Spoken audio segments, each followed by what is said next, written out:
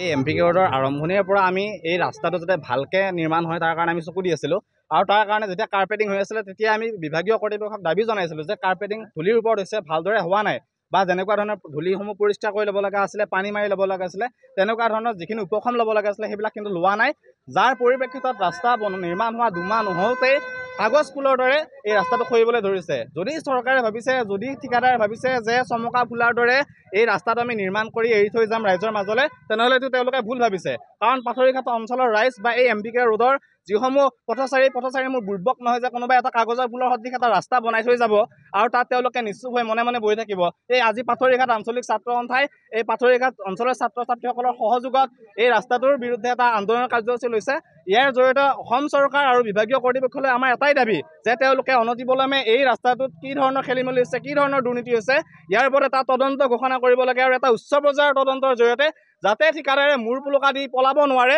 বা ইয়াত যিখিনি গাফিলতি ৰৈ গ'ল সেই গাফিলতিখিনি সম্পূৰ্ণ নোহোৱাকৈ যাতে তেওঁলোকে যাতে যাব নোৱাৰে তাৰ কাৰণে চৰকাৰে ব্যৱস্থা ল'ব লাগে বিভাগীয় কৰ্তৃপক্ষই ব্যৱস্থা ল'ব লাগে প্ৰশাসনে ব্যৱস্থা ল'ব লাগে হয় চাওক এতিয়া অসমত এনেকুৱা এটা পৰিৱেশ হৈ গ'ল যে কোনোবাই যদি গণতান্ত্ৰিকভাৱে আন্দোলন কৰিবলৈ আহে এটা দুৰ্নীতিৰ বিৰুদ্ধে আন্দোলন কৰিবলৈ আহে কিন্তু চৰকাৰ প্ৰশাসনে তাৰ বিপক্ষে আমাক দমন কৰিবৰ কাৰণে চেষ্টা কৰে ভয় ভীতি প্ৰদৰ্শন কৰিবৰ কাৰণে চেষ্টা কৰে আজি পাথৰিঘাট থানাৰ আইচিগৰাকীয়ে আমাক এনেকুৱা ধৰণৰ ভাবুকি দিছে যে যদি আমি ৰাস্তা পাৰ হৈ যাই এৰেষ্ট কৰিব গতিকে আমি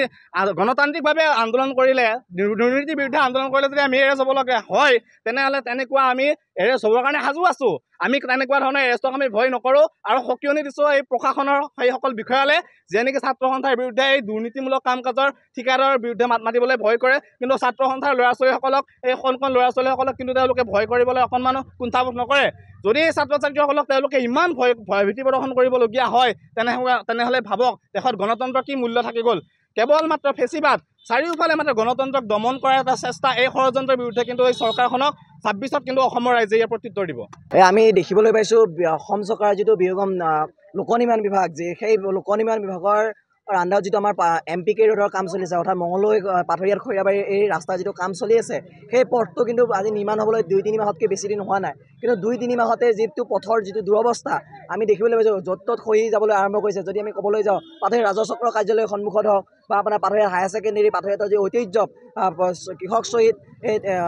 বাকৰি সেই কৃষক শ্বহীদ বাকৰিৰ সন্মুখতে বা পাথৰিঘাট জাতীয় বিদ্যালয়ৰ সন্মুখত কিন্তু জয়ী হৈ যাবলৈ আৰম্ভ হৈছে আমাৰ এইটোৱে প্ৰশ্ন যে ২ মাহ বা ৩ মাহ নহওঁতে যদি এই ৰাস্তাটো এই অৱস্থা আজি প্ৰায় এবছৰ পিছত এই ৰাস্তাটোৰ কি অৱস্থা হ'ব যদি চৰকাৰে কেৱল নামমাত্ৰ উন্নয়ন কৰিব বিচাৰি এই ৰাস্তাটো নিৰ্মাণ কৰিব বিচাৰিছিলে সেইটো কিন্তু চৰকাৰে প্ৰশাসনে এটা ভুল কাম কৰিছিলে আৰু আমি সেই ঠিকাদাৰগৰাকী বা সেই বিভাগীয় কৰ্তৃপক্ষক কিন্তু এইটো কথা সকীয়াই দিব বিচাৰিছোঁ আপোনালোকে পাল মাৰি কাম কৰিলে নহ'ব ইয়াৰ বিৰুদ্ধে কিন্তু আমি পাথৰিঘাটবাসী ৰাইজ পাথৰিঘাট অঞ্চলী ছাত্ৰ সন্থা পাথৰিঘাটৰ ছাত্ৰ সমাজ কিন্তু সদায় জাগ্ৰত হৈ থাকিম আমাক যদি কোনোবাই ভয় খুৱাব বিচাৰিছে এইবিলাক বিষয়ক লৈ আমি ভয় নাখাওঁ আমি আপোচবিহীনভাৱে এইখিনি ক্ষেত্ৰত সদায় মাত